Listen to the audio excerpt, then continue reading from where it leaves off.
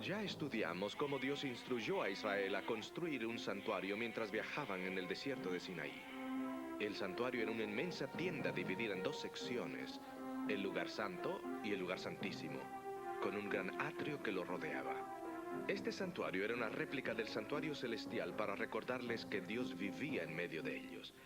En el atrio se ofrecían los sacrificios, representando a Cristo, nuestro gran sacrificio. El sacerdote tomaba la sangre del sacrificio e intercedía por el pueblo en el lugar santo, representando a Cristo, nuestro intercesor.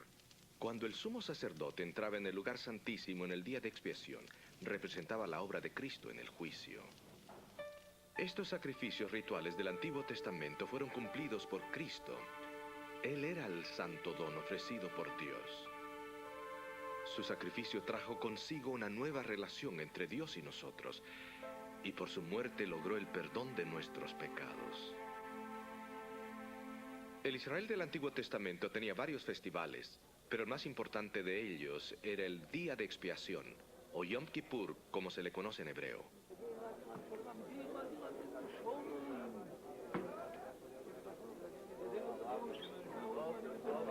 Durante el año se hacían muchos sacrificios en el santuario.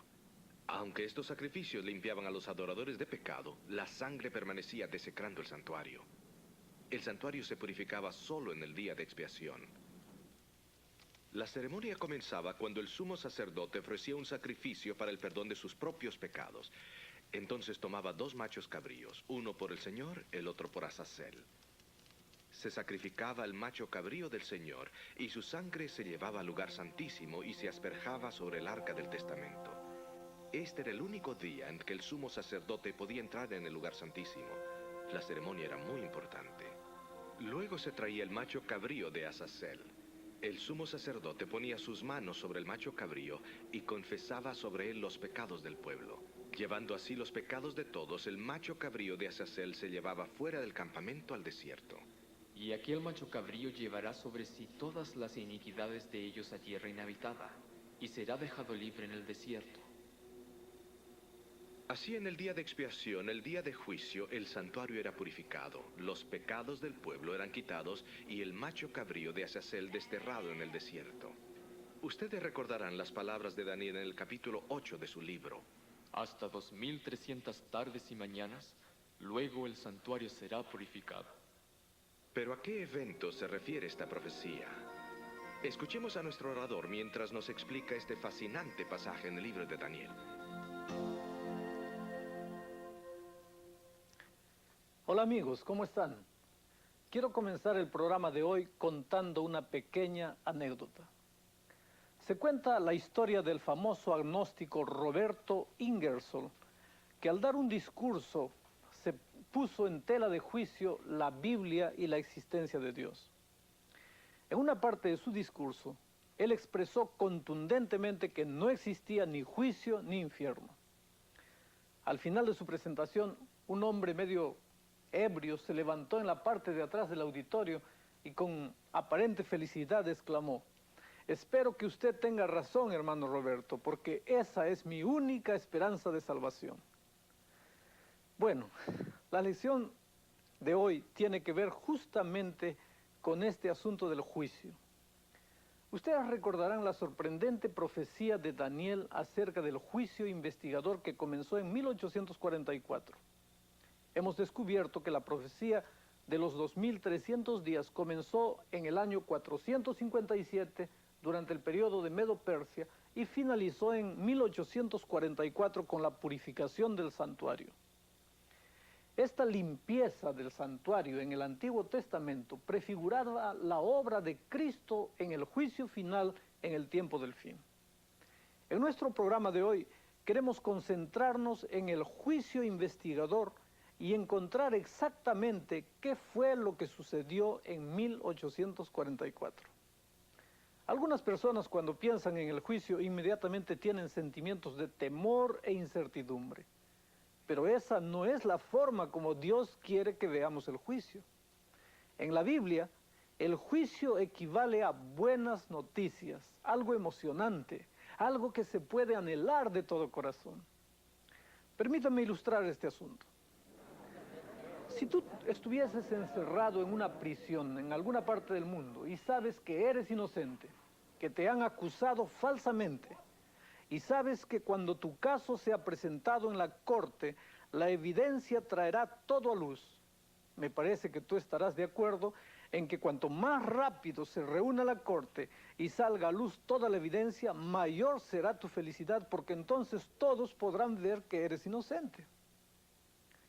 El anuncio de que tu caso pronto se va a presentar en la corte, creo que sería la mejor noticia que tú podrías escuchar. Igualmente, el juicio investigador es visto por los escritores de la Biblia como algo sumamente emocionante. Por largo tiempo ha parecido como que si la maldad estuviese sentada en el trono. Sin embargo, muy pronto eso va a cambiar. Como resultado del juicio, el reinado del cuerno pequeño va a llegar a su fin y la verdad va a surgir victoriosa. Recuerdan que en Daniel 8 dice que por 2300 años el santuario de Dios y su verdad habrían de ser pisoteados. Pero al final de este largo periodo, el santuario y la verdad serán vindicados y el cuerno pequeño, que se ha opuesto a Dios y a su verdad y al santuario, será finalmente destruido. Ustedes pueden notar por qué el juicio en el cual toda la evidencia va a ser presentada es considerado por los profetas de la Biblia como buenas noticias. El estudio de Daniel hoy se enfocará en el juicio tal como aparece en Daniel 7, 8 y 9. Es más, el juicio investigador, o sea, el juicio que se realiza antes de la segunda venida de Cristo, parece ser el punto central de estos capítulos. Notemos Daniel 7, 1 al 8. Aquí tenemos 4 bestias: el león, que simboliza Babilonia; el oso a Medo-Persia; el leopardo a Grecia; una bestia terrible que simboliza Roma pagana; y después 10 cuernos que simbolizan a Europa. Posteriormente viene el cuerno pequeño, que simboliza a la iglesia medieval representada por el papado. Ahora, nótese la próxima escena. Voy a leer el texto bíblico. Estuve mirando hasta que fueron puestas sillas y un anciano de gran edad se sentó, cuyo vestido era blanco como la nieve y el pelo de su cabeza como lana limpia. Su silla llama de fuego y sus ruedas fuego ardiente. Un río de fuego procedía y salía de delante de él. Millares de millares le servían y millones de millones asistían delante de él. El juez se sentó y los libros se abrieron. Esta es la escena del juicio. Es significativo notar la secuencia aquí en Daniel 7. Daniel presenta a las naciones una tras otra. Lo siguiente que Daniel ve después del reinado del cuerno pequeño es justamente la escena del juicio.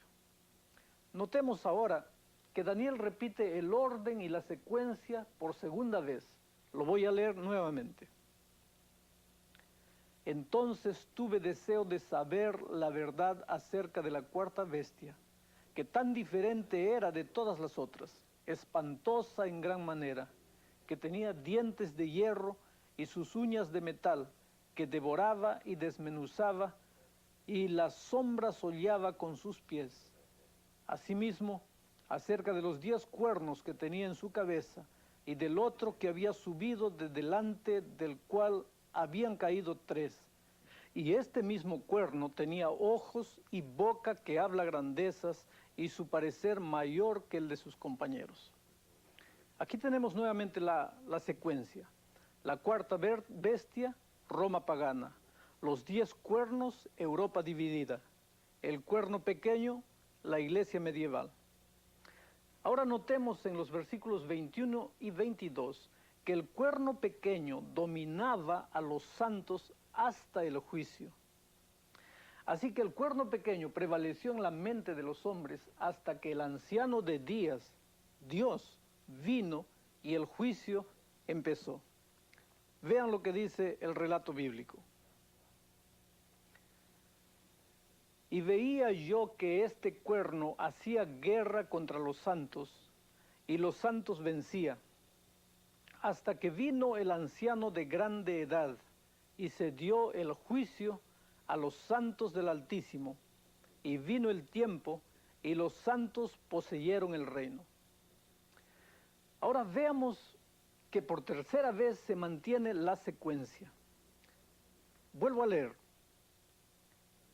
Dijo así: la cuarta bestia será un cuarto reino en la tierra, el cual será más grande que todos los otros reinos, y a toda la tierra devorará y hollará y despedazará.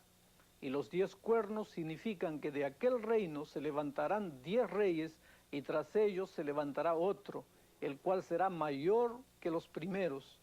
Y a 3 reyes derribará, y hablará palabras contra el Altísimo, a los santos del Altísimo quebrantará, pensará en mudar los tiempos y la ley, y entregados serán en su mano hasta tiempo y tiempos y medio tiempo.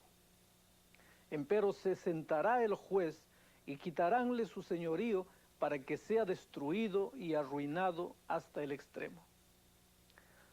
3 veces, en un capítulo, Daniel ha pasado por la misma secuencia de naciones desde sus días hasta los días en que estamos viviendo nosotros. En cada caso siempre termina con la escena del juicio. También es significativo que la escena del juicio siempre viene después del reinado del cuerno pequeño. Entonces Daniel explica por cuánto tiempo va a dominar a Europa el cuerno pequeño. Vean lo que dice el texto bíblico. Y hablará palabras contra el Altísimo, a los santos del Altísimo quebrantará, pensará en mudar los tiempos y la ley, y entregados serán en su mano hasta tiempo y tiempos y medio tiempo. Tiempo, tiempos y medio tiempo. A primera vista esto parece ser una forma extraña de indicar un periodo de tiempo. Recuerden que tanto Daniel como Apocalipsis son libros simbólicos. Por lo tanto, no es sorprendente que el periodo de tiempo también sea dado en símbolos. Ustedes recordarán que en el programa en el cual hablamos del cuerno pequeño, explicamos que este periodo de tiempo se menciona 7 veces en Daniel y Apocalipsis. A veces se menciona como tiempo, tiempos y la división de tiempo. Otras veces como tiempo, tiempos y medio tiempo. Otras veces como 42 meses y otras veces como 1260 días. Obviamente todos equivalen al mismo periodo de tiempo, 42 meses, que multiplicados por 30 días que tiene el mes hebreo, da un total de 1260 días. Un tiempo equivaldría a 360 días que tiene el año judío. 2 tiempos, 720 días o 2 años. Y medio tiempo, 180 días. Si sumamos todo esto, 360 más 720 más 180 nos da exactamente 1260 días. Así que el cuerno pequeño tomaría la mente de los hombres durante 1260 días proféticos o años literales, porque en la profecía bíblica un día representa un año. El periodo de 1260 años comenzó con la destrucción del último de los 3 poderes que se interpondrían impidiendo que el papado tuviera supremacía completa. El decreto de Justiniano, el cual le dio poder al Papa en el oeste, se puso en vigencia en el año 538 después de Cristo. En 1798, exactamente 1260 años más tarde, el general Berthier, bajo las órdenes de Napoleón, se llevó prisionero al Papa, terminando así el dominio temporal del Papa y cumpliendo este periodo de tiempo en el año justamente indicado. Ahora, cuando este periodo de tiempo terminará, comenzaría el juicio, es lo que decía la Biblia. Es por eso que Daniel ve la escena del juicio que comienza después del dominio del poder del cuerno pequeño. Así que Daniel 7, aprendemos de este capítulo que el juicio ocurre en algún momento después de 1798. El siguiente capítulo, el capítulo 8, ese sí, es el que recién nos da el año cuando comenzaría el juicio. Es interesante notar cómo en Daniel 8 la misma secuencia de poderes se repite por cuarta vez. El carnero representando a Medo-Persia, el macho cabrío representando a Grecia, el cuerno notable en el macho cabrío representando a Alejandro el Grande, el cuerno, 4 cuernos que salieron representando las 4 divisiones de Grecia, el cuerno pequeño representando a Roma pagana y el cuerno pequeño que se engrandeció representando a Roma papal. Es exactamente la misma secuencia de Daniel 7, con otros símbolos, claro. Hay algunos pequeños detalles también que se le han sido aumentados en este capítulo. Solo que de acuerdo con Daniel 8, el próximo evento después del reinado del cuerno pequeño es la purificación del santuario. Ustedes pueden mirar el cuadro que se está viendo en la pantalla en este momento. En Daniel 7, el león. En Daniel 8, nada. La interpretación es Babilonia.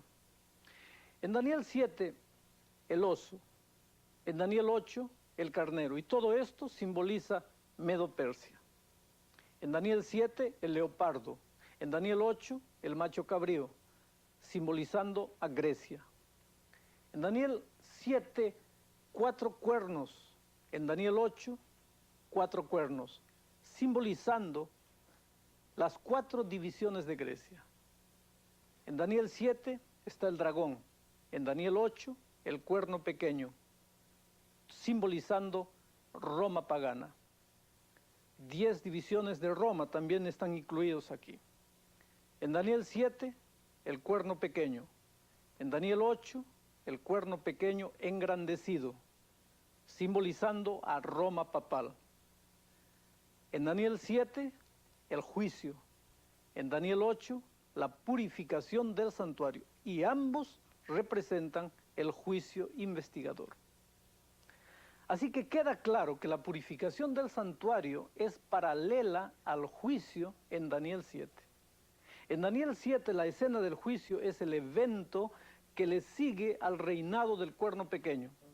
En Daniel 8, el evento que le sigue al dominio del cuerno pequeño es la purificación del santuario. En nuestros últimos 2 programas hemos notado que la purificación del santuario es mencionada como la obra del juicio, mientras que Daniel 7 nos da el tiempo aproximado del juicio en algún momento después de 1798, Daniel 8 nos da los datos exactos. El juicio comienza al final de los 2300 años, o sea, en 1844. Esto quiere decir que el juicio ya ha comenzado en el cielo y ha estado en proceso desde 1844. Noten conmigo cuán contentos están los ángeles en el cielo por el juicio. Voy a leer el texto bíblico. Después de estas cosas oí una gran voz de gran compañía en el cielo que decía: Aleluya, salvación y honra y gloria y potencia al Señor Dios nuestro, porque sus juicios son verdaderos y justos, porque Él ha juzgado a la ramera que ha corrompido la tierra con su fornicación y ha vengado la sangre de sus siervos de mano de ella. Y otra vez dijeron: Aleluya. Esto me suena como gran alegría de parte del universo porque el juicio se está realizando. Ahora, ¿ustedes no creen que si el juicio ya comenzó, todo el mundo debía ser advertido? Veamos entonces cómo Apocalipsis describe esos tres grandes mensajes que salen por todo el mundo justamente antes de la venida de Cristo para anunciar este momento solemne del juicio. El primero de estos mensajes está aquí. Déjenme leer la Biblia. Y vi otro ángel volar por en medio del cielo, que tenía el evangelio eterno para predicarlo a los que moran en la tierra, a toda nación, tribu, lengua y pueblo, diciendo en alta voz: temed a Dios y dadle honra, porque la hora de su juicio es venida, y adorad a aquel que ha hecho el cielo y la tierra, el mar y las fuentes de las aguas. Notemos que el versículo dice: la hora de su juicio es venida.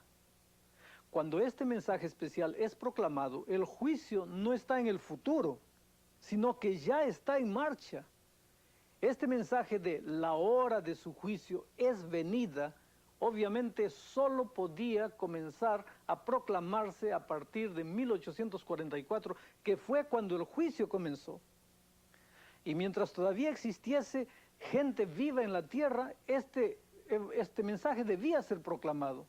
Debía ser proclamado entre las naciones, las tribus, lenguas y pueblos. Esto demuestra claramente que el juicio ocurre antes del regreso de Cristo y que el juicio debe realizarse mientras la gente todavía vive en la tierra. En el versículo 7 se le da a Dios alabanza, honor y adoración porque finalmente el juicio ha comenzado. Miren lo que la Biblia dice. Diciendo en alta voz: temed a Dios y dadle honra, porque la hora de su juicio es venida. Y adorad a aquel que ha hecho el cielo y la tierra, el mar y las fuentes de las aguas. Nuevamente, vemos cómo se le brinda gloria y alabanza a Dios, porque por fin ha comenzado el juicio. Al mirar de nuevo a Daniel 8, veremos por qué ha de limpiarse el santuario. Voy a leer el texto. Y oí a un santo que hablaba, y otro de los santos dijo a aquel que hablaba: ¿hasta cuándo durará la visión del continuo sacrificio y la prevaricación asoladora que pone el santuario y el ejército para ser hollados? Y él me dijo: hasta 2300 días de tarde y mañana, y el santuario será purificado. Amigos queridos, los ángeles aquí están preocupados porque el cuerno pequeño que ha pisoteado y se ha opuesto al santuario y al ejército de Dios continúa con su trabajo de maldad. Este es el gran pecado del cuerno pequeño: pisotear y oponerse al santuario y al ejército de Dios.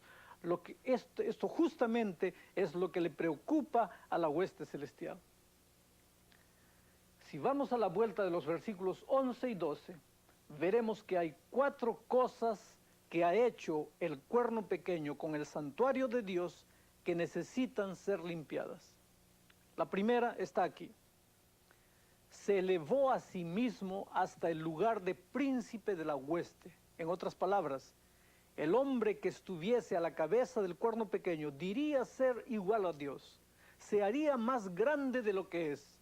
Tomaría sobre sí las mismas prerrogativas de Dios. Decir que puede perdonar pecados y que puede mediar entre Dios y el hombre. Y segundo, decir que es el representante de Dios en la tierra. El otro motivo por que el santuario necesita ser limpiado es porque el continuo sacrificio fue quitado. Ustedes recordarán que en el servicio del santuario del Antiguo Testamento, lo que se realizaba en el atrio y en el primer compartimiento, el lugar santo, era llamado el continuo, porque este servicio se realizaba diariamente. Era un símbolo de la muerte de Cristo en la cruz y de su intercesión arriba en el cielo hoy día. Ahora, el gran pecado y apostasía del papado está en su institución de la misa diaria. Explico esto. Ustedes pueden ver que la iglesia enseña que Jesús muere cada vez que se celebra la misa. Aquellos que han crecido en la tradición protestante comprenderán que el pan y el vino son símbolos del cuerpo y de la sangre de Cristo. Pero para aquellos que han crecido en la tradición católica, el pan y el vino no son símbolos. Cuando el sacerdote dice las palabras en latín, hoc est corpus meum, sobre los elementos, él está transformando esos elementos en la sangre y el cuerpo presente de Cristo. Cuando el sacerdote levanta la hostia, está levantando delante de Dios el sacrificio de Cristo. Esa enseñanza, amigos queridos, niega el hecho de que Jesús murió una sola vez por todos. Él no necesita morir diariamente en la misa.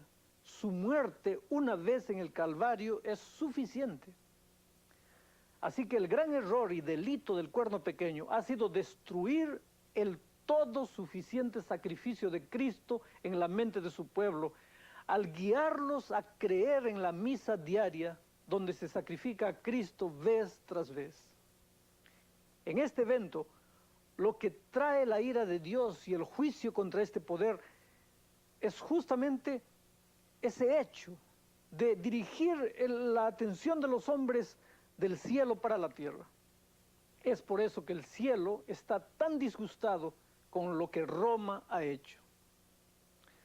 Pero la Iglesia no solamente ha sustituido el sacrificio de Cristo de una sola vez con la misa, sino que ha sustituido la intercesión de Cristo en el santuario celestial por el confesionario. Así que en vez de explicarle a la gente que pueden arrodillarse y encontrar perdón completo para sus pecados, enseñan que la gente tiene que confesar sus pecados a un sacerdote terrenal en vez de confesar sus pecados a Jesús. Como pueden ver, la celebración de la misa y la institución del confesionario tomó el lugar del ministerio de sumo sacerdote de Jesús y también tomó el lugar del sacerdocio de todos los creyentes, porque en el Nuevo Testamento los creyentes son sacerdotes. Cada creyente es considerado un sacerdote delante de Dios. Por lo tanto, no necesitamos ir a un sacerdote especial en la tierra. Todos los hijos de Dios tienen ese privilegio. Tú puedes estar preocupado con lo que estoy diciendo, pero permíteme leer este versículo. Mas vosotros sois linaje escogido, real sacerdocio, gente santa, pueblo adquirido, para que anunciéis las virtudes de aquel que os ha llamado de las tinieblas a su luz admirable. Mediante la enseñanza que el catolicismo trajo de un sacerdocio especializado con un confesionario, han quitado el sacrificio diario y todo suficiente de Cristo. El tercer motivo por el cual el santuario debe ser purificado es simplemente porque el lugar de su santuario fue derribado. Permítanme explicar esto. El único santuario que cuenta hoy en día es el santuario celestial. Este es el único santuario en el Nuevo Testamento.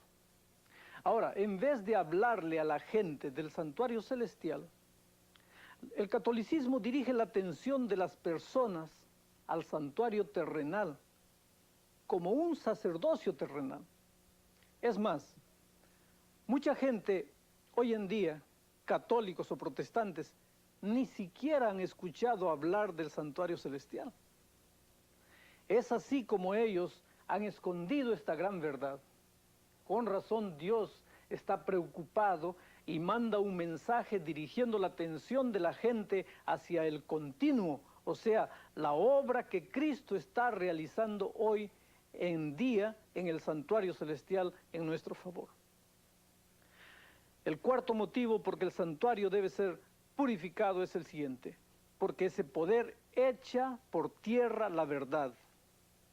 Así, la gran verdad del Evangelio del santuario celestial ha sido casi olvidada y en su lugar ha sido tomado por un sacerdocio terrenal en el santuario terrenal con un confesionario terrenal, en vez de mirar hacia el santuario celestial la gente hoy día está mirando a un sistema terrenal. Literalmente han derribado esta gran verdad del cielo a la tierra.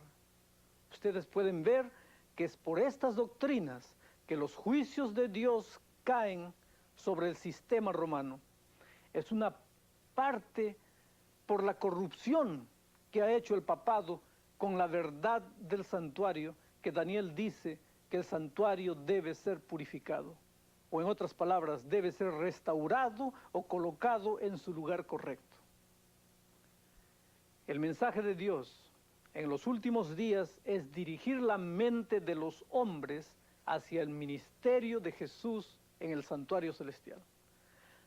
Así vemos cómo es que el santuario necesita ser purificado y restaurado a su lugar correcto, porque el cuerno pequeño ha guiado la atención y la mente de los hombres a un santuario terrenal y hacia un sacerdocio terrenal en vez del santuario celestial y del sacerdocio que Jesús realiza allí. Hay algo más que necesita la purificación del santuario. Además de la corrupción causada por el cuerno pequeño, notemos Levítico 16:16 lo que dice. Y limpiará el santuario de las inmundicias de los hijos de Israel y de sus rebeliones y de todos sus pecados. De la misma manera harán también al tabernáculo del testimonio, el cual reside entre ellos en medio de sus inmundicias. Ustedes recordarán que en programas anteriores vimos cómo en los servicios del santuario en el Antiguo Testamento, cuando una persona pecaba o cometía un error, traía un cordero. El pecado del individuo era confesado sobre la cabeza del cordero. Entonces, el cordero era sacrificado y parte de su sangre era rociada en el santuario. Esto se hacía para ilustrar a cada israelita que el pecado era transferido del individuo al cordero y del cordero al santuario mediante el trabajo que el sacerdote realizaba allí, quien intercedía por el individuo. Este proceso continuaba diariamente hasta el día de la expiación, cuando todos los pecados confesados eran limpiados del santuario. Esto era una ilustración de cómo Dios mismo va a tratar con el pecado. En el tiempo del Nuevo Testamento, nosotros confesamos nuestros pecados directamente a Jesús. Él es el Cordero de Dios que murió una vez por todos. Ahora Jesús toma entonces este pecado confesado y registra en el santuario celestial que ese pecado está perdonado, porque yo lo confesé. Estos pecados perdonados que se han acumulado deben ser atendidos en el santuario celestial, al igual que se hacía en el santuario terrenal en la época de Israel. Es como resultado del juicio que se abren los libros de registro y el pueblo de Dios es visto como perdonado por Cristo. Así que el juicio, mientras pone de manifiesto las enseñanzas falsas del cuerno pequeño, también vindica a Dios y demuestra que hay un grupo de personas que pueden ser llevadas al ambiente del cielo porque han sido limpiadas de todo pecado. Es el juicio el que revela todo esto ante el universo. Los únicos pecados que podían ser removidos del santuario en el día de la expiación eran los pecados que habían sido confesados. Igualmente, en el juicio investigador, los únicos pecados que pueden ser quitados o limpiados son aquellos que han sido confesados. Es por eso que es tan importante entender cómo es que somos perdonados. ¿Pueden ver por qué Dios está tan enojado con el cuerno pequeño? Simplemente porque el cuerno pequeño enseña a la gente a confesar sus pecados a un hombre y no directamente a nuestro sumo sacerdote Jesucristo en el cielo. El cuerno pequeño literalmente ha derribado la verdad del cielo, donde Jesús ministra. La ha bajado a la tierra, donde un sacerdote terrenal escucha la confesión de cada persona. Así que pueden ver que hay dos partes importantes en el juicio. Primero, decidir en favor del pueblo de Dios. Y segundo, decidir en contra del cuerno pequeño. Recuerden bien lo que Apocalipsis 14, 6 y 7 dice. Lo leo nuevamente. Y vi a otro ángel volar por en medio del cielo, que tenía el evangelio eterno para predicarlo a los que moran en la tierra, a toda nación, tribu, lengua y pueblo, diciendo en alta voz: temed a Dios y dadle honra, porque la hora de su juicio es venida. Y adorad a aquel que ha hecho el cielo y la tierra, el mar y las fuentes de las aguas. Las buenas nuevas de que Jesús perdona mediante su ministerio en el santuario celestial son buenas nuevas que millones de personas necesitan escuchar hoy día. Cuando la persona puede comprender que tiene un mediador, un salvador que le acepta tal como es, el cuerno pequeño y sus enseñanzas falsas ya no tienen más dominio sobre esa persona. Note lo que Daniel 7:22 dice. Hasta tanto que vino el anciano de gran edad y se dio el juicio a los santos del Altísimo, y vino el tiempo y los santos poseyeron el reino. Otra versión de la Biblia lo pone de esta manera. Se pronunció juicio en favor de los santos del Altísimo. Así que el juicio investigador decide en contra del cuerno pequeño, pero gracias a Dios también decide positivamente en favor del pueblo de Dios. ¿Recuerdan la ilustración que usé al comienzo del programa de hoy, de alguien que está en la cárcel esperando el juicio? Ese hombre sabe que es inocente. Sabe que cuando se presentan los hechos se verá que él ha sido acusado falsamente. Entonces está ansiosamente esperando el día en que su caso sea presentado ante la corte. Anhela que sea lo más pronto posible. Bueno, es por esto que el pueblo de Dios está ansiosamente esperando el momento del juicio. No es algo a lo que hay que temer. Ellos saben que su caso demostrará que están en la situación correcta. Jesús les ha dado la seguridad absoluta. Jesús dice lo siguiente, miren. Si confesamos nuestros pecados, Él es fiel y justo para que nos perdone nuestros pecados y nos limpie de toda maldad. Dime una cosa. Si el hombre que va a ser tu juez te ha dado la seguridad de que todo ya te ha sido perdonado y que tú no tienes nada que temer en el juicio, ¿tú te preocuparías cuando se hace el anuncio de que tu caso está para ser juzgado? Claro que no. Son las mejores noticias que podrías recibir. Tal vez hasta querrías entrar corriendo en la sala del juicio. Por fin, lo que estaba mal va a ser enderezado. Todo saldrá a luz. Todas las insinuaciones y los comentarios hechos por el fiscal, que es el diablo, serán vistos como falsos. Con razón, los escritores de la Biblia miraban ansiosamente hacia el juicio. Son noticias sumamente buenas. Algunas personas me han dicho, Alejandro, ¿para qué necesita Dios un juicio cuando Él sabe todas las cosas y sabe quién va a ser salvo y quién se va a perder? Esto es verdad.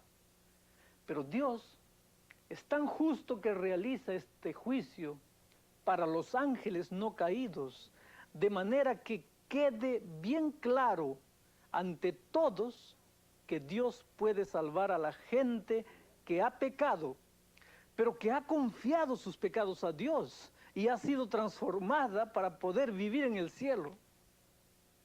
Ustedes pueden imaginarse que en un universo donde no hay enfermedad o muerte o cáncer, a los ángeles no caídos les gustaría tener la seguridad de que toda la negra historia del pecado y rebelión nunca volverá a repetirse.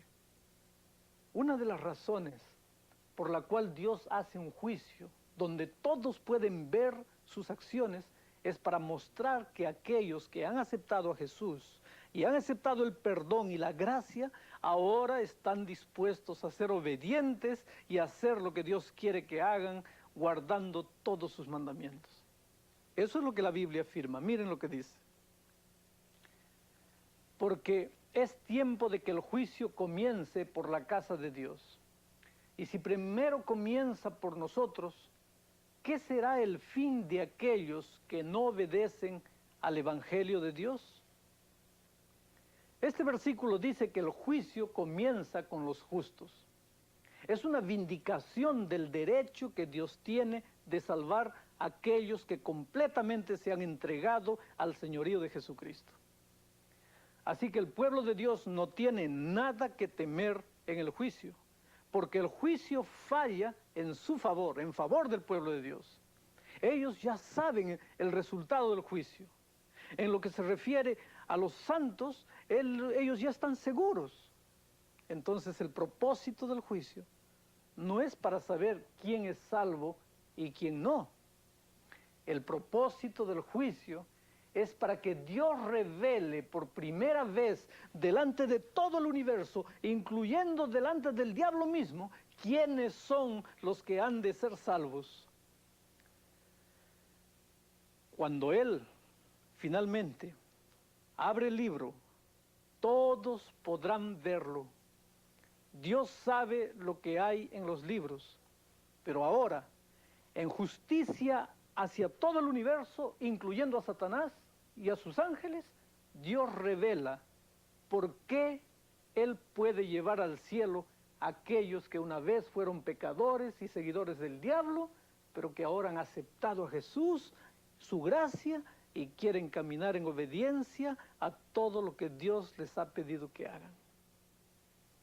Dios ha hecho lo indecible para salvar a la humanidad del pecado.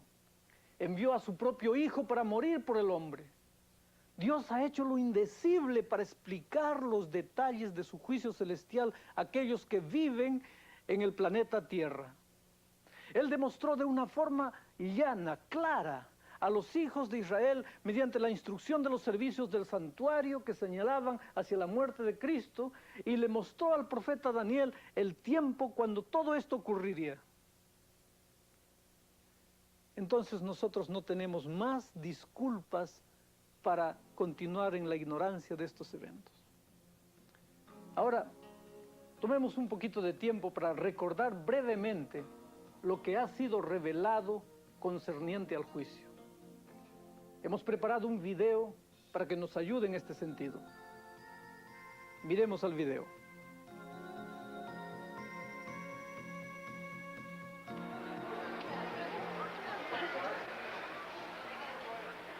El destino de todo individuo en la Tierra es de gran magnitud.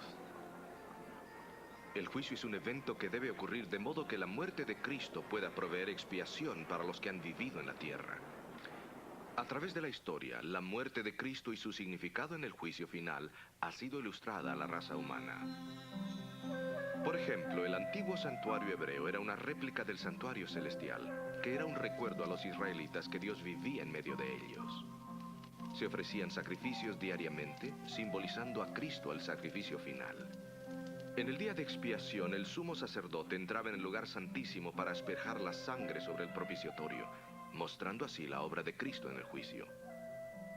Se efectuaban muchos sacrificios en el santuario durante el año.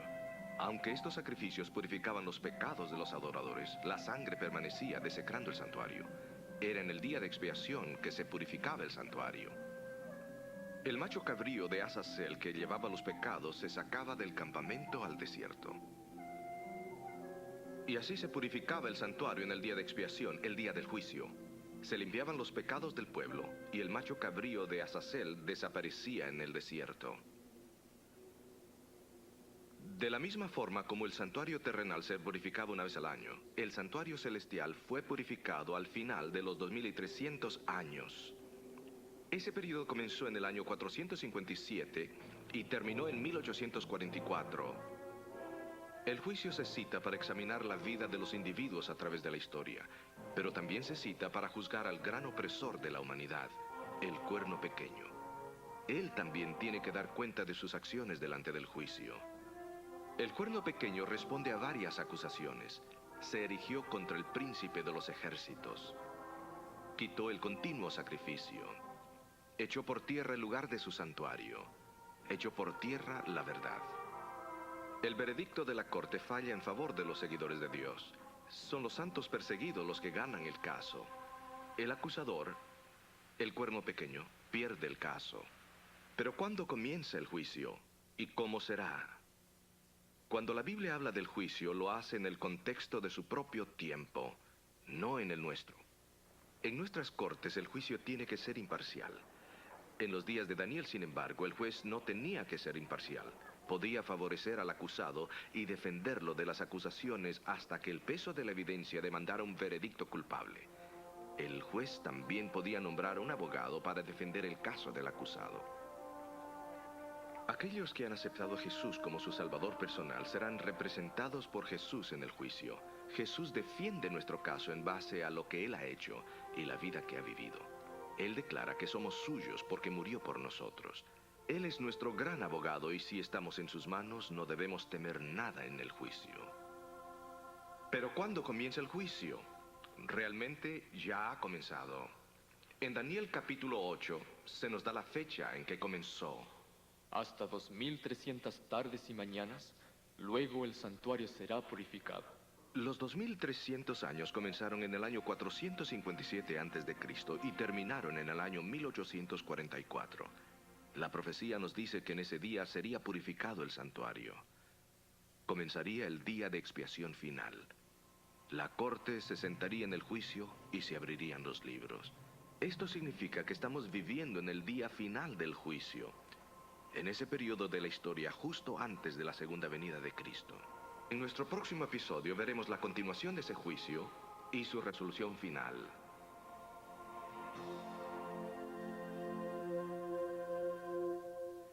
Permítanme compartir con ustedes ahora la mejor noticia de todas, la más extraordinaria noticia que ustedes hayan escuchado. Lo voy a leer en la Biblia. Hijitos míos, estas cosas os escribo para que no pequéis. Y si alguno hubiere pecado, abogado tenemos ante el Padre, a Jesucristo el justo. Nuestro abogado en el juicio investigador no es otro sino Jesucristo. Él es el que se para en nuestro favor en contra de las acusaciones del diablo. Es por eso que los santos no tienen que preocuparse. Es por eso que ningún hijo de Dios debería tener miedo del juicio. Cuando vamos al juicio, en realidad ya llevamos nuestra absolución firmada por el juez. No hay jurado contra quien nosotros tengamos que luchar. Déjenme decirles una cosa. Jesús nunca ha perdido un solo caso. La pregunta que tú y yo y todos tenemos que responder es la siguiente. He puesto mi vida en la mano de aquel que fue clavado en el Calvario por mí. Yo sé que muchos de ustedes ya lo han hecho, pero hay algunos que me escuchan en este momento, que están viendo este video ahora mismo, pero que todavía no han hecho una entrega completa de su vida a Jesús.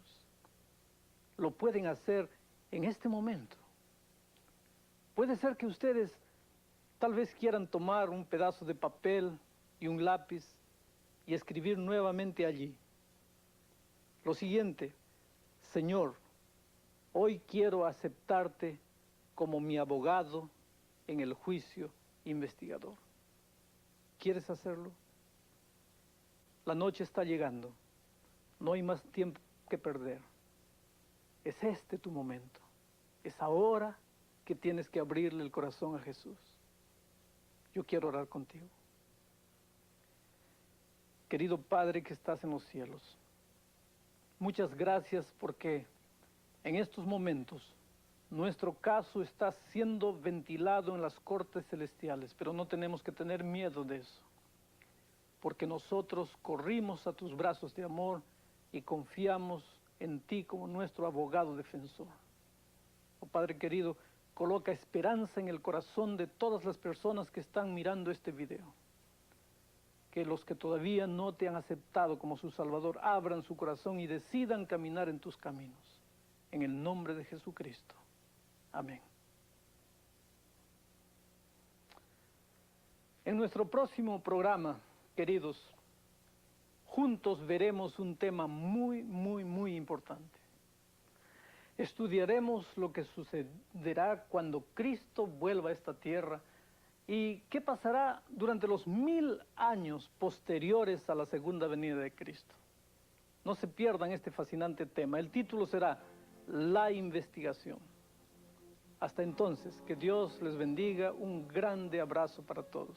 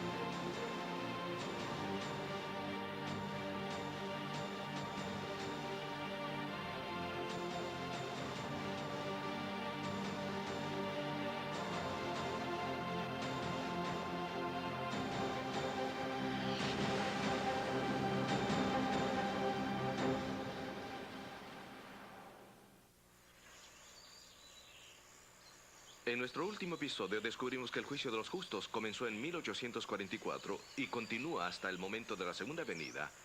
Pero si ese juicio concierne solo a los justos, entonces ¿qué de los impíos?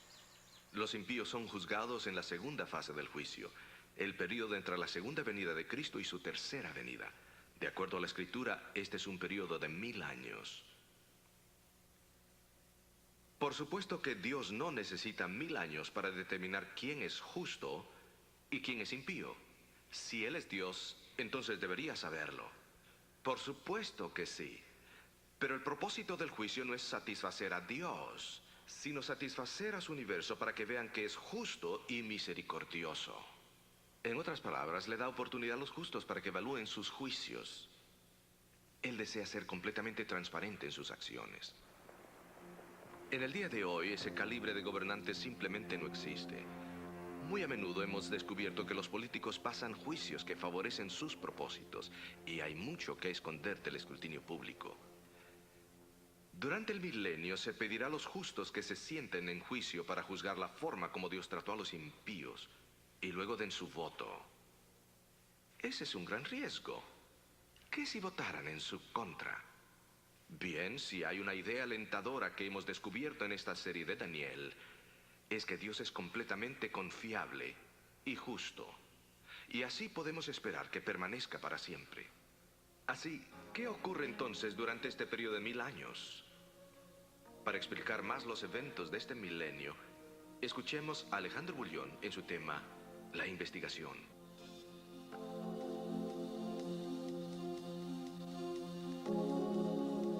Hola amigos, ¿cómo están?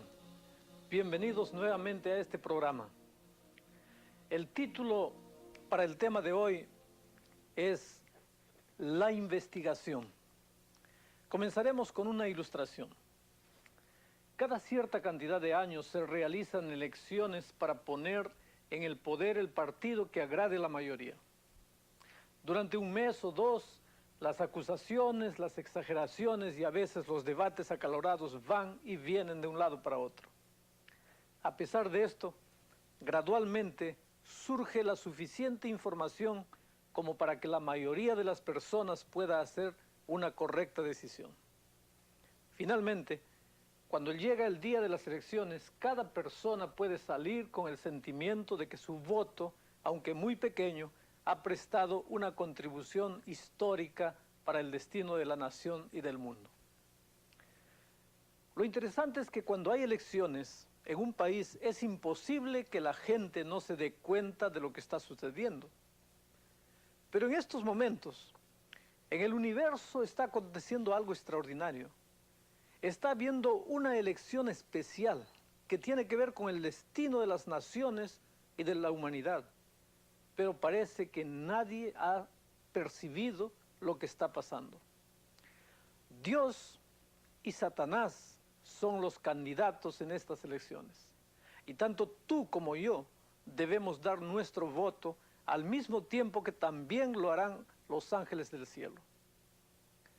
Puede ser que la elección de un presidente o de un primer ministro tome algunos meses, pero la Biblia nos enseña que las elecciones de Dios tomarán más de 1000 años. Nunca se imaginó en el cielo que alguna vez fuese necesario tener elecciones. Pero un día Satanás desafió la posición de Dios y fue necesario que hubiese elecciones para definir la fidelidad de un lado o de otro. El libro de Isaías explica cómo Satanás quería el puesto más alto en el cielo y comenzó a conseguir votos. La Biblia dice que 1/3 de los ángeles votó por Satanás. Las Escrituras llaman a esta elección de Dios por parte del universo de el juicio, y se llevará a cabo al fin del mundo. Este juicio del que vamos a hablar ahora es la tercera parte del juicio que ya explicamos anteriormente. Porque cuando decimos ahora que este evento es llamado del juicio, esto no significa naturalmente que en este momento es cuando Dios decide quién será salvo o quién no. Si así fuere, ningún cristiano podría estar seguro de su salvación hoy día.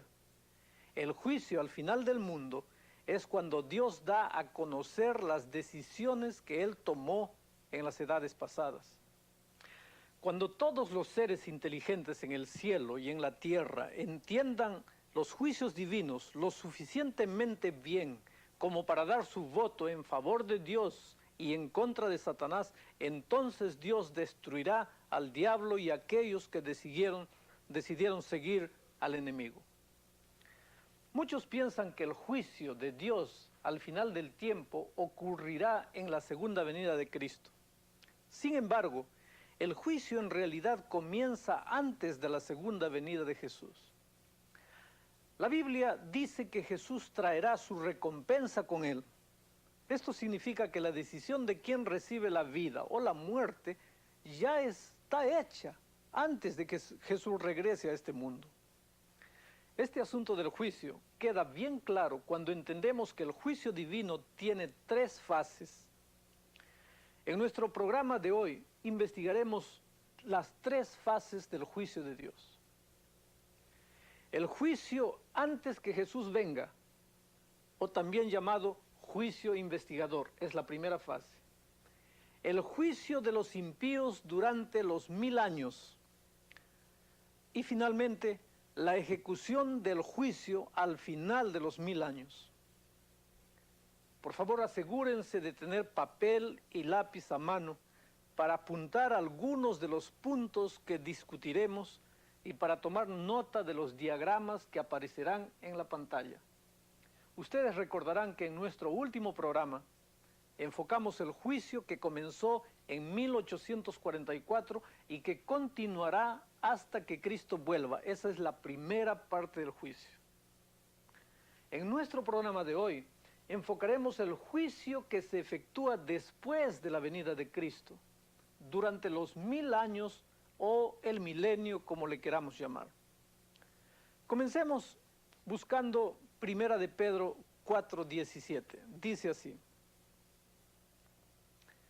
porque es tiempo de que el juicio comience por la casa de Dios. Y si primero comienza por nosotros, ¿qué será el fin de aquellos que no obedecen al Evangelio de Dios?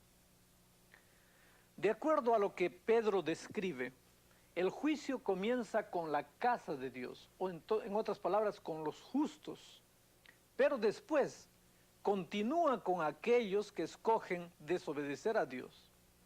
Pablo aclara que el pueblo de Dios estará involucrado en el juicio de los impíos. Miren cómo él lo dice. ¿O no sabéis que los santos han de juzgar al mundo? Y si el mundo ha de ser juzgado por vosotros, ¿sois indignos de juzgar cosas muy pequeñas? ¿O no sabéis que hemos de juzgar a los ángeles? ¿Cuánto más las cosas de este siglo? Evidentemente los justos tomarán parte en el juicio de los malos y de los ángeles malos también. Es durante los 1000 años que este juicio se realiza. Miren lo que la Biblia sigue diciendo. Y vi tronos y se sentaron sobre ellos y les fue dado juicio. Y vi a las almas de los degollados por el testimonio de Jesús y por la palabra de Dios, que no habían adorado la bestia ni a su imagen, y no recibieron la señal en sus frentes ni en sus manos, y vivieron y reinaron con Cristo 1000 años. Este es un tiempo cuando los santos se sientan en tronos y se disponen a hacer el trabajo de juicio, reinando con Cristo por 1000 años. Es claro en este texto que los santos están involucrados en el juicio durante estos 1000 años. Obviamente este no es el tiempo en que los santos son juzgados, porque ellos ya están en el cielo y por lo tanto ya tendrán que haber sido juzgados, ya tendrían que haber sido juzgados en el pasado. Así que esto se refiere a la segunda fase del juicio, durante los 1000 años posteriores a la venida de Cristo. Un estudio cuidadoso de Apocalipsis 20, 1 al 6, aclara que los justos que han muerto en todas las edades pasadas serán resucitados al comienzo de los 1000 años. Noten conmigo lo que dice Apocalipsis. Bienaventurado y santo el que tiene parte en la primera resurrección. La segunda muerte no tiene potestad en ellos. Antes serán sacerdotes de Dios y de Cristo y reinarán con él 1000 años. Ahora, si esta es la primera resurrección, naturalmente debe haber una segunda. Es como si ustedes me estuvieran dando instrucciones de cómo llegar a su casa y me dijeran, mi casa es la primera de la calle. Eso inmediatamente quiere decir que en tu calle por lo menos hay más de 2 casas. Puede que haya más, pero por lo menos hay 2 casas. O de lo contrario, tú me habrías dicho, la única casa de la calle, ¿entiendes? El hecho de que la Biblia diga que la primera resurrección es cuando los bienaventurados y santos son resucitados, implica que aquellos que no son santos resucitarán en algún otro momento. Nótese el versículo 5, lo leo. Mas los otros muertos no tornaron a vivir hasta que se cumplieron 1000 años. De manera que los justos resucitan en la primera resurrección y los impíos en la segunda, al final de los 1000 años. Ustedes pueden ver en el cuadro,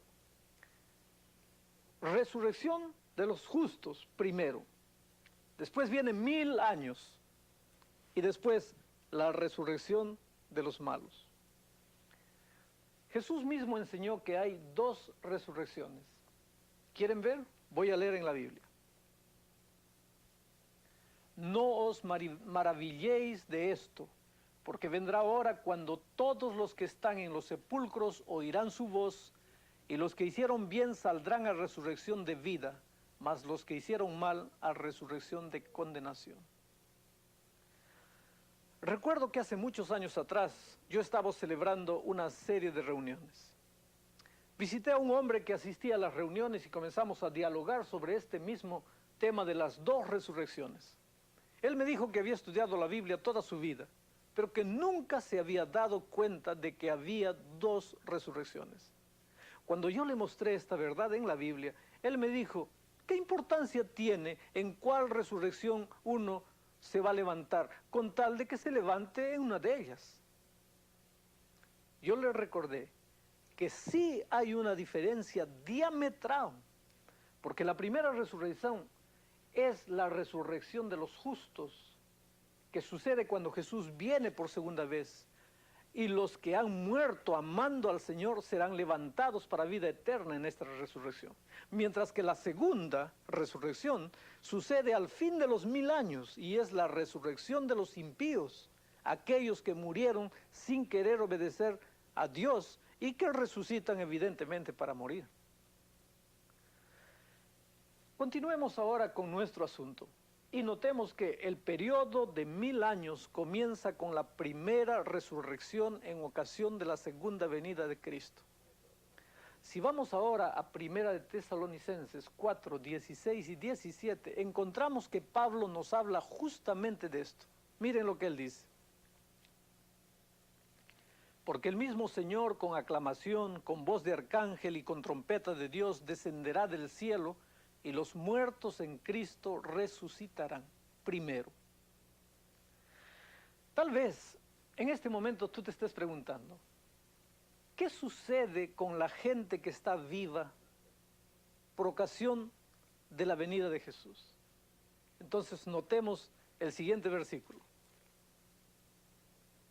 Luego nosotros, los que vivimos, los que quedamos juntamente con ellos, seremos arrebatados en las nubes a recibir al Señor en el aire, y así estaremos siempre con el Señor. Ah, mi querido amigo, cuán glorioso será este día. ¿Pueden imaginarse cómo será estar cerca de un cementerio en aquel momento? Tumbas antiguas de repente se abrirán, y juntamente con los justos muertos que se están levantando, toda una generación de gente que estaba viva en esa ocasión será arrebatada para recibir al Señor en el aire. Cuando Jesús regrese por segunda vez, sus pies no tocarán la tierra. Notemos la declaración clara y sencilla de Pablo que dice que aquellos que están vivos cuando Jesús vuelve son arrebatados, elevados para recibir al Señor en el aire. Dentro de poco, veremos que al fin de los 1000 años, Jesús reinará sobre la tierra. Sin duda, recordarán la muy conocida declaración de Jesús cuando habló de su segunda venida, diciendo lo siguiente, miren, no se turbe vuestro corazón, creéis en Dios, creed también en mí. En la casa de mi Padre muchas moradas hay. De otra manera os lo hubiera dicho, voy pues a preparar lugar para vosotros, y si me fuere y os aparejare el lugar, vendré otra vez, y os tomaré a mí mismo, para que donde yo estoy, vosotros también estéis. Jesús prometió que Él iría de vuelta al Padre, y que prepararía un lugar especial para sus seguidores. Después de esto, Él volvería a la tierra, para llevar a su pueblo a ese hogar celestial. Así que cuando Jesús vuelve, tomará a los justos vivos y a los justos resucitados y los llevará a casa de su Padre para que estén en el cielo con Jesús. ¿No les parece que sería ridículo que Jesús preparara esas hermosas mansiones en el cielo para su pueblo y nunca los llevara allá? Pero no es así. Una de las cosas que podemos afirmar es que pasaremos esos primeros 1000 años de la eternidad en la casa de Jesús, allá en el cielo, la casa que Él ha preparado para nosotros. ¿Pueden imaginarse qué clase de casa será esa? Me emociono realmente al pensar en esto. Y siento el deseo de estar listo, de manera que cuando el Señor Jesús venga por segunda vez, yo pueda irme a casa con Él, finalmente. Por otro lado, la venida de Jesús que salva a los justos, destruye a los impíos que están vivos en aquel momento. El texto bíblico lo dice así. Y entonces será manifestado aquel inicuo, al cual el Señor matará con el espíritu de su boca y destruirá con el resplandor de su venida. Noten, ¿cuál será la magnitud del resplandor de la venida de Jesús? Lo leo nuevamente. Y cuando el Hijo del Hombre venga en su gloria, y todos los santos ángeles con él, entonces se sentará sobre el trono de su gloria. Recuerden que cuando Jesús resucitó de los muertos, un solo ángel abrió la tumba. Los soldados romanos cayeron como muertos por la presencia del ángel. Ahora, cuando Jesús vuelva, no solamente vendrá con su gloria, sino con la gloria de todos los ángeles del cielo. Con razón los malos son destruidos por el resplandor de su venida. Esto sugiere que en la tierra no quedará nadie. Todos los justos son llevados al cielo y todos los malos están muertos. Algunos han dicho, ¿será que alguna vez la tierra quedará despoblada y desolada? Pues ahora ya tienes la respuesta. Ustedes recordarán que Apocalipsis 20 menciona la tierra como un abismo. La palabra original no quiere decir un hoyo profundo, sino más bien una tierra desolada, pelada, sin población. Veamos lo que dice el profeta Jeremías en cuanto a este tiempo futuro. Miren. Y serán muertos de Jehová en aquel día, desde un cabo de la tierra hasta el otro. No se endecharán, ni se reunirán, ni serán enterrados, como estiércol serán sobre la haz de la tierra. Jeremías pinta un cuadro sumamente triste. Los malos son muertos con el resplandor de Jesús. Nadie los recoge, nadie los entierra. Se pudren sobre la superficie de la tierra. ¿Por qué nadie los entierra? ¿Por qué nadie llora por ellos? La razón es muy simple. No queda nadie en la tierra y no hay quien los entierre. No queda una sola persona en la tierra. Pablo ha dicho que los justos son llevados al cielo.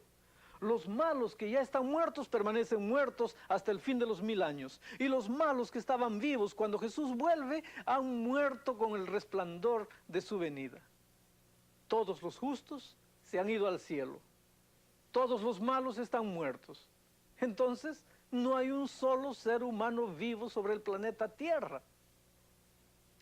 Miremos los eventos que ocurrirán al comienzo de los 1000 años. En primer lugar, la segunda venida de Jesús. Jesús vuelve. Segundo lugar, resucitan los muertos justos. Resucitan. Tercero, los justos vivos son trasladados junto con los justos resucitados.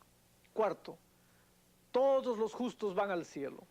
Quinto, los malos que estaban vivos mueren con el resplandor de la venida de Jesús. Y sexto, los impíos muertos, que ya estaban muertos antes de eso, permanecen muertos. Vamos ahora de nuevo a Apocalipsis 20 y notemos qué sucede con el diablo durante los 1000 años. Vean lo que dice. Y vi un ángel descender del cielo que tenía la llave del abismo y una gran cadena en su mano, y prendió al dragón, aquella serpiente antigua que es el diablo y Satanás, y lo ató por 1000 años. Ahora, una pregunta, ¿cómo se ata a la majestad satánica? Obviamente, tú no puedes simplemente coger una soga y amarrar a Satanás. ¿Cómo es que él queda amarrado? Él queda amarrado por una cadena de circunstancias que van más allá de su control. Permítanme ilustrarlo. Vamos a decir que ustedes me invitan a cenar a su casa el próximo martes. Pero en esa noche en particular yo tengo otro compromiso y no puedo ir a su casa. Así que les digo, gracias por la invitación, pero el próximo martes estoy atado con varios compromisos. Ustedes inmediatamente entenderán que no estoy literalmente atado, sino que las circunstancias se han presentado de tal manera que yo no puedo ir a la casa esa noche. Así, el diablo está atado por un grupo de circunstancias. ¿Cuáles son esas circunstancias? Vean lo que la Biblia dice. Y lo arrojó al abismo, y lo encerró, y selló sobre él porque no engañe más a las naciones hasta que 1000 años sean cumplidos. Después de esto es necesario que sea desatado un poco de tiempo. La obra principal de Satanás es tentar y engañar a los hombres. Pero ahora, siendo que los justos están en el cielo, él no puede tocarlos. Siendo que los malos están muertos, Satanás no los puede tentar. Por lo tanto, está atado por una serie de circunstancias, una cadena de circunstancias que están fuera de su control. Simplemente no hay nadie a quien tentar. Dios deja a Satanás y sus ángeles solos en el planeta durante 1000 años para que mediten en la ruina de sus acciones y tentaciones y todo lo que ellos han hecho contra el ser humano. Satanás dijo que él podía gobernar el